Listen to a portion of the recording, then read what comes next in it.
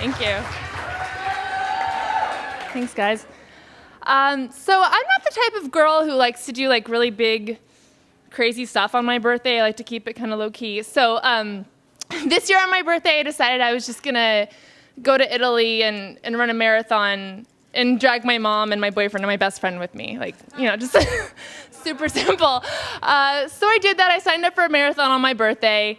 I wake up for this marathon the morning of my birthday. I look outside the piazza where I'm staying, and it is thundering rain. Like, it is coming down so hard over the city that I'm supposed to run 26.2 miles on cobblestone over. So I get to the race, my mom, my boyfriend, and my best friend all say goodbye to me, and I go to the little like runner's hovel, and what's supposed to be this like really exciting moment just ends up me being in spandex with two girls from Holland, and the only thing that I have in common with them is that we're both like huddled under the same piece of newspaper. Like, none of us want to run this race. It just sounds absolutely horrible. And then right before the race is supposed to start, and I don't know, the new pope, you guys, people love him. I don't know. Right before the race is supposed to start, the sky just opens up, and this ridiculous storm just stops.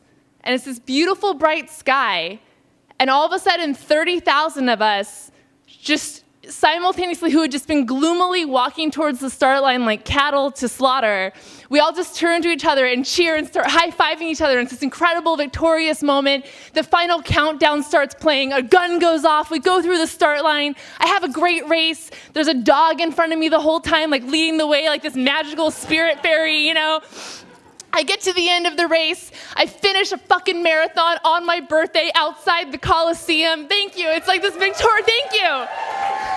Thank you. Who wasn't there to do that for me was my family. I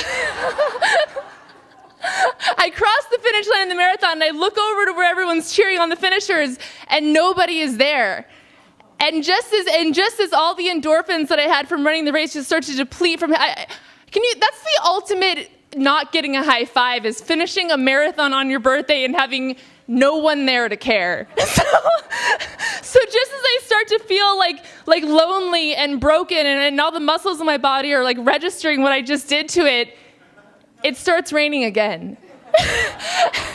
And this time it's even worse than it was in the beginning. It's just coming down in buckets, and my already sweaty shirt is just sticking to my skin, and I've lost all the heat in my body, and I'm just sadly looking around like this abandoned child at a grocery store. And someone just comes and like hands me this, those silver foil blanket things. Someone just comes and like hands me one of those anonymously and then just walks off. And the only people who get those are people who finish marathons or people who have been in like catastrophes. I'm just walking around like an earthquake victim, just like, I can't find my family anywhere. And then I start thinking, because running a marathon is just such a head trip, you're not thinking logically anymore. So I try to come to, I'm like, think rationally, like, where did you say you were going to meet them? Then I remember, okay, you said the third arch of the Coliseum. What the fuck is that? Why would you ever plan to meet people? Where is the first arch of the Coliseum? What? And so I'm just wondering, why? And I'm just berating myself, and it's supposed to be this moment of triumph, and all I can do is just walk around like, you did this to yourself. You had to come run a marathon in Italy on your birthday. This is all you're doing, And so I'm just hunched over. They're giving out free massages, but I can't take advantage of that because I can't find anyone that I love. And we're in Europe, so none of us have cell phones, and so I'm like, I guess maybe this is just it. Like, maybe I just live here now, And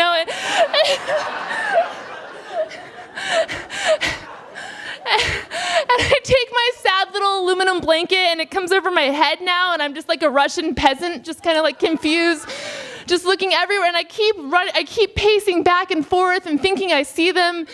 And I don't see them anywhere. I keep rethinking, like, maybe the other third column of the Coliseum, maybe. And then it's still coming down so hard. It's still raining so hard, and I'm freezing. I lived in Boston in one of the worst winters in history, and I have never been this cold. Like, when all of the heat and all of the calories have left your body, and you're just being hosed down by nature.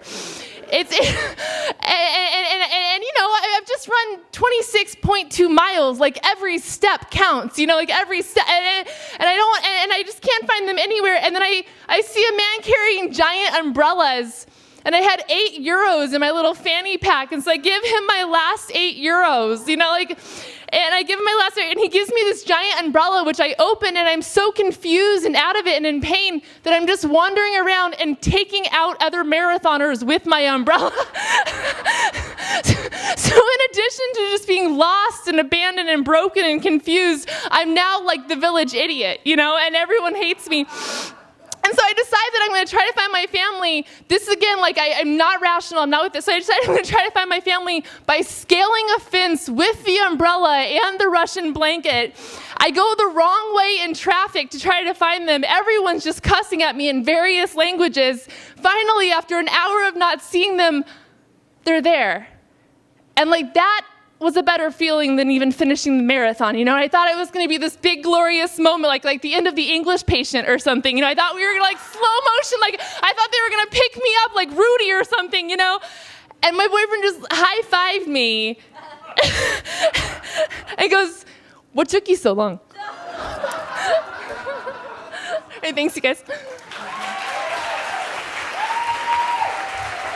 Tess, everybody, let her hear it. Nice job, Tess.